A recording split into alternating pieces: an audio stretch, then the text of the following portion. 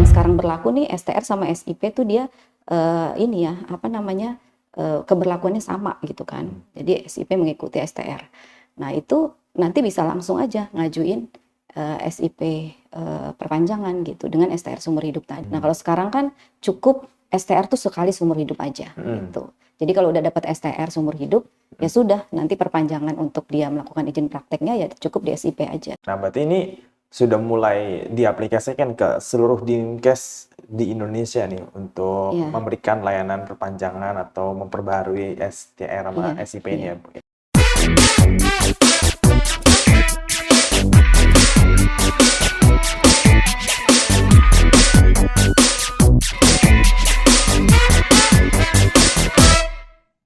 Satu topik yang cukup menarik nih Bu, yang dibahas di Undang-Undang Kesehatan yaitu STR sama SIP. Boleh diceritain Bu, ini kenapa kebijakannya jadi berubah dari 5 tahun sekali jadi seumur hidup? Iya, jadi Undang-Undang 17 tahun 2023 tentang kesehatan itu memang suatu undang-undang yang mengakomodir sebenarnya kebutuhan penyelenggaraan ke seluruh pilar dari transformasi sistem kesehatan ya Mas ya. Jadi salah satu pilar transformasi kesehatan kan ada pilar SDM ya. Bagaimana kita meningkatkan ketersediaan SDM. Jadi salah satunya adalah dengan memangkas birokrasi perizinan. Nah inilah yang berubah nih. Jadi dulunya mungkin perizinan terkait dengan STR SIP itu ada dua nih dari sisi birokrasinya. Nah sekarang mau disederhanakan jadi satu aja gitu. Oke, baik. Berarti ini menyederhanakan birokrasi gitu Bu ya? Iya, birokrasi perizinan. Oke, emang kalau di aturan yang lama itu ada apa permasalahan terkait perizinan, birokrasi, soal STR sama SIP ini? Jadi syarat-syaratnya tuh dua-duanya ada gitu. Dan perpanjangannya juga sama, tiap 5 tahun. STR diperpanjang 5 tahun, SIP juga diperpanjang 5 tahun. Buat apa kan? Kan sama sebenarnya kan. Ya, dipakainya juga untuk praktek juga kan sebenarnya. Jadi kita sederhanakan jadi satu gitu ya. Oke, di undang-undang ini. Jadi sebenarnya ini peraturan ini ada buat menyederhanakan STR sama SIP. Iya, nah, betul. tapi perbedaan yang paling signifikan apa sih Bu dari undang-undang yang lama sama yang sekarang? Kalau terkait dengan ini ya, persyaratan ya, Mas ya, yang paling beda tuh ya. Jadi kalau dulu STR itu disyaratkan juga diperpanjang 5 tahun. Kemudian SIP juga dipersyaratkan diperpanjang 5 tahun dengan persyaratannya masing-masing gitu. Nah, kalau sekarang kan cukup STR tuh sekali seumur hidup aja gitu. Jadi kalau udah dapat STR seumur hidup ya sudah, nanti perpanjangan untuk dia melakukan izin prakteknya ya cukup di SIP aja gitu. Oke, Gitu berarti bedanya. oke. Nah, berarti kalau gitu orang yang udah punya STR sebelumnya nih atau SIP sebelumnya, misalkan dia baru perpanjang tahun kemarin, gitu kan? Berarti kan kalau aturan lama kan 5 tahun, berarti 2027 kan ya. Nah, sekarang biar jadi seumur hidup itu gimana, Bu? Ya, jadi untuk menindaklanjuti ketentuan peralihan ya di Undang-Undang 17 2023 itu pemerintah ini dalam hal ini Menteri Kesehatan sudah mengeluarkan surat edaran. Surat edaran nomor 1911 tahun 2023. Nah, di situ surat edaran itu dibagi dua tuh. Jadi pengaturannya. Ada pengaturan mengenai registrasi, ada pengaturan mengenai perizinan gitu ya. Menjelaskan sebenarnya, karena posisi surat edaran ini kan sebenarnya posisinya menjelaskan bagaimana undang-undang itu mengatur peralihan sebelum aturan-aturan turunan jadi gitu. Itu dijelaskan dalam SE 1911 2023. Nah, yang terkait perizinan tadi yang ditanya oleh Mas Audi ya. Jadi yang terkait registrasi, yang terkait STR yang ditanya Mas Audi tadi, ada 3 kondisi di situ. Yang pertama, kalau memang STR-nya masih berlaku tadi ya, misal 2027 baru habis. Ada juga yang STR-nya udah nggak berlaku, udah nggak aktif gitu. Nah, ada juga yang STR baru gitu. Jadi ada 3 kondisi itu. Nah, kalau STR yang masih berlaku ini, yang misalnya habisnya nanti 2027 tadi ya, contohnya itu sebenarnya kalau di dalam penjelasan SE itu bisa aja langsung diajukan untuk jadi STR seumur hidup. Karena kan STR ini kan prinsipnya pencatatan ya, registrasi pencatatan. Jadi diajukannya ke siapa? Nah, karena memang kita belum ada lembaga konsil yang memang sesuai dengan undang-undang kesehatan itu harus dibentuk, maka masih mengajukan ke KKI untuk dokter, untuk tenaga medis, kemudian KTKI untuk tenaga kesehatan.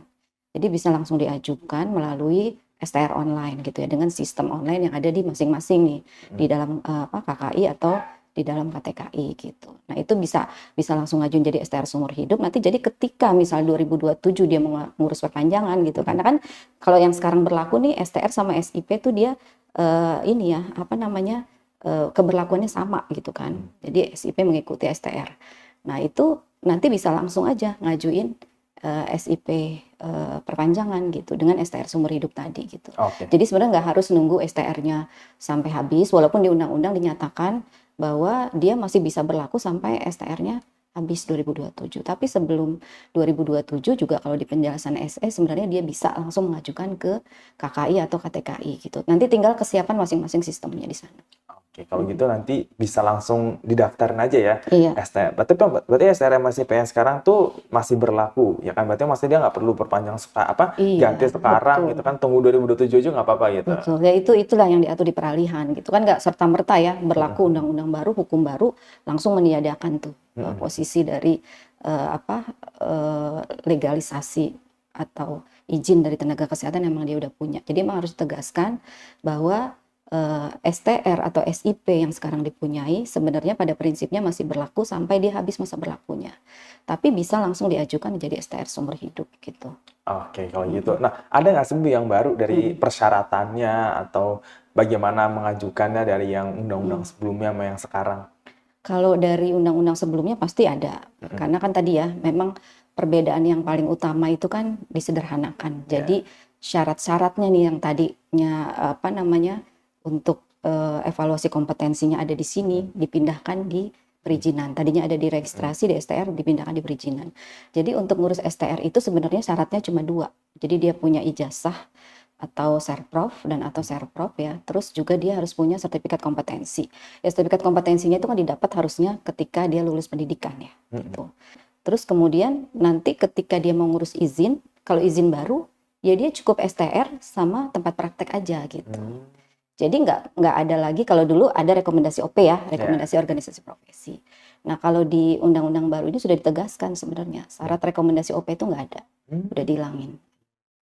Itu tuh yang mungkin jadi banyak problem lah ya kan, rekomendasi OP ini udah nggak ada nih gitu kan. Iya. Nanti kan pasti ada yang nanya nih gitu kan. Jadi gimana kita bisa tahu nih kalau dokter ini cukup kompeten ya untuk jadi dokter, akhirnya bisa dapat SIP gitu kan. Karena beberapa yang mengkritik nih undang-undang ini nih, katanya nanti kalau seumur hidup nggak 5 tahun perpanjang, terus nggak ada evaluasi dari organisasi profesi, terus gimana gitu Bu? Iya. Prinsipnya evaluasi kompetensinya dipindahin gitu. Jadi bagaimana mengevaluasi kompetensi seorang tenaga medis, tenaga kesehatan itu kan tidak harus di 2 proses gitu. Cukup di 1 proses saja. Di proses SIP tadi. Jadi ada yang namanya SIP baru, ada SIP perpanjangan. Kalau SIP perpanjangan itu memang salah satunya juga syaratnya ada bukti pemenuhan kompetensi. Nah, bukti pemenuhan kompetensi ini nanti akan kita atur gitu. Termasuk mungkin nanti ada juga melihat ya dari sisi kompetensinya betul-betul terjaga atau tidak. Kan itu bisa macam-macam didapatnya. Bisa dari dia memenuhi praktik keprofesiannya gitu kan, dengan keterangan dari Fasiankesnya gitu. Terus bisa juga dari pelatihan-pelatihan, dari seminar gitu. Atau juga mungkin dari hasil pengawasan dari sisi keprofesian ya. Oh ini memang mungkin dinilai dari sisi etikanya tadi yang tidak terjaga gitu. Itu ada proses-proses pengawasan kan seharusnya di situ. Nah ini nanti untuk pengelolaan tadi bukti kecukupan pemenuhan kompetensi ini akan diatur oleh Kementerian Kesehatan. Gitu. Jadi akan ada juga nanti aturan turunannya. Oh, berarti mungkin udah dibentuk tim Bu ya untuk melakukan pengawasan, melakukan evaluasi, ya mungkin menyeleksi dokter mana aja nih yang kira-kira lulus uji kompetensi itu. Iya, kita nggak bisa bilang menyeleksi juga atau itu ya. Tapi yang jelas nanti untuk syarat bukti kecukupan pemenuhan kompetensi itu akan diatur oleh Kementerian Kesehatan gitu. Karena ini kan punya ranahnya masing-masing. Nah, mungkin nanti dari sisi etika profesi ya profesi bisa mengawasi gitu kan, bisa membantu Kementerian Kesehatan gitu. Bisa mungkin melaporkan gitu mana-mana dokter-dokter yang memang dari sisi etika profesinya ini ada masalah gitu. Itu kan bisa aja seperti itu. Tetapi nanti dari sisi Kementerian Kesehatan mengeluarkan kebijakannya gitu. Bagaimana untuk seorang tenaga medis atau tenaga kesehatan dia betul-betul bisa memenuhi tadi penjagaan kompetensinya. Jadi ada buktinya. Nah, itu buktinya itu nanti yang akan kita atur dari seluruh aspek gitu. Ya tidak hanya dari dia melakukan praktek, tapi bisa dari hal-hal lainnya gitu. Oke. Nah, berarti ini apa namanya, mungkin Ibu mau merespon ya, ada Mhm, beberapa pihak nih yang mengkritik nih kan katanya kalau mhm, seumur hidup kayak gini nanti takutnya masyarakat mhm, entar malah dilayani sama dokter yang kurang mhm, kompeten karena ya mhm, seumur hidup ya kan, nggak ada evaluasi 5 tahun sekali gitu kan. Nah, itu gimana mhm. untuk menjawabnya nih? Ya itu tadi, prinsipnya registrasi itu kan pencatatan ya Mhm. gitu. Jadi memang sifatnya administratif. Walaupun basisnya tetap didapatnya dari pemenuhan kompetensi gitu kan.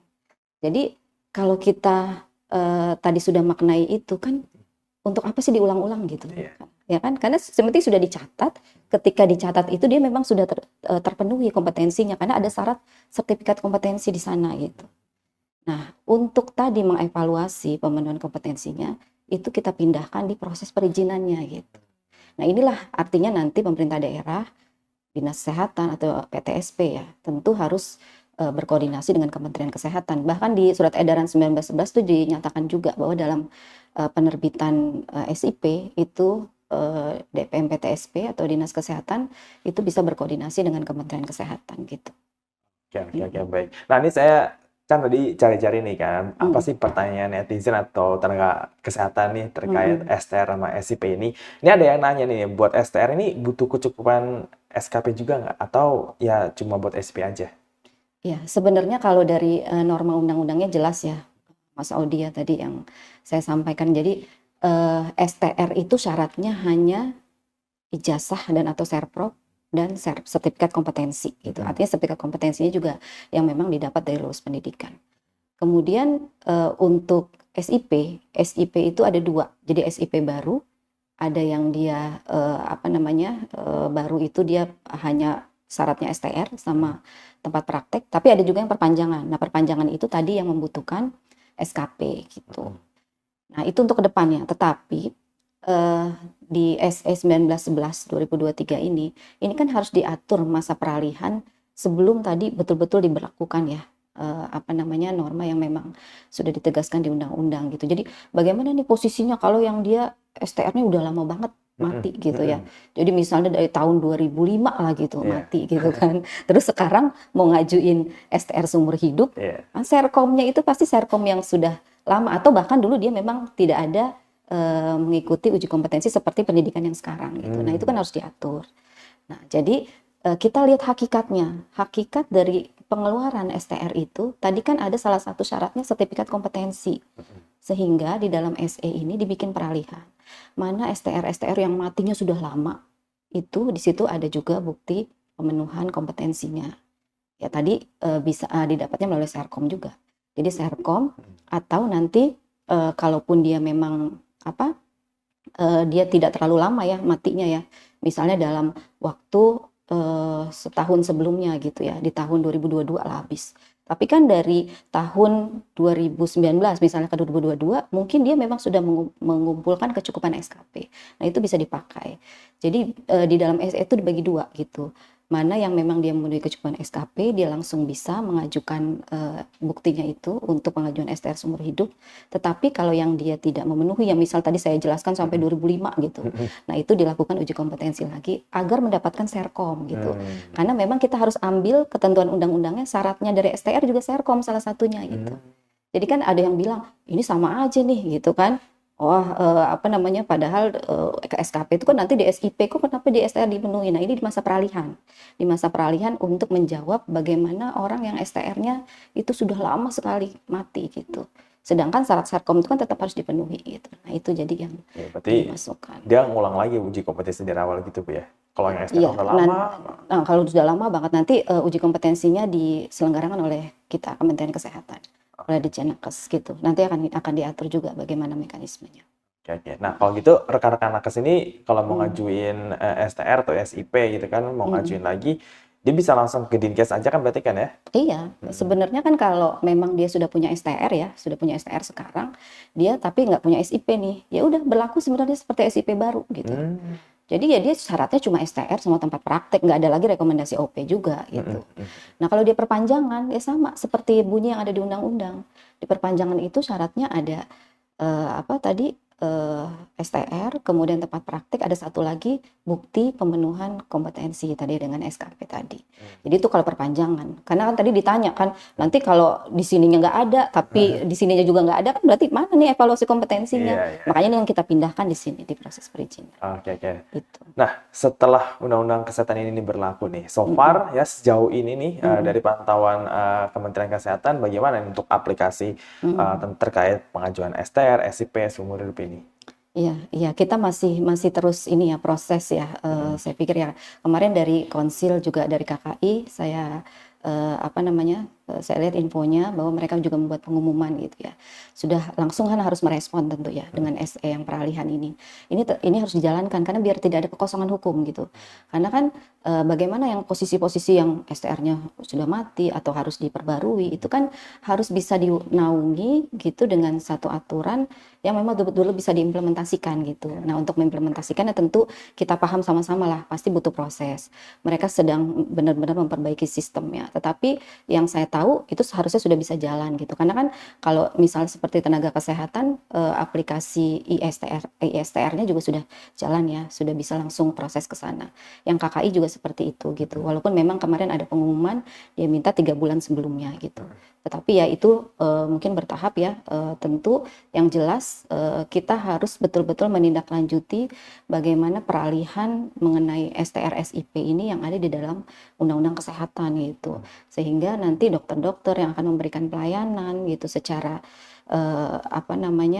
izinnya juga dia memang terpenuhi gitu ya, dia bisa tetap memberikan layanan dan masyarakat juga tidak terganggu gitu kan layanan kesehatannya.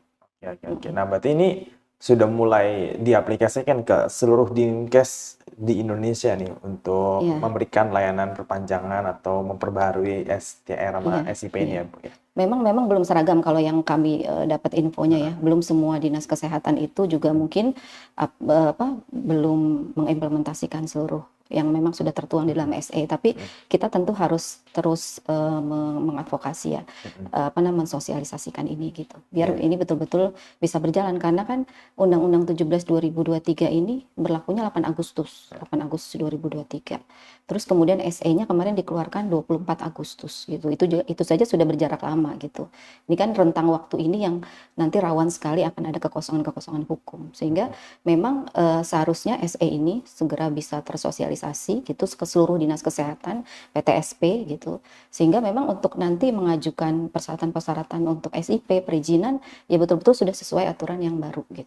Oke, berarti ini sekarang lagi proses untuk semacam sosialisasi ya, betul. Untuk disebar ke seluruh Dinkes. Tapi kalau yang ngajuin online itu bisa kan, Bu ya?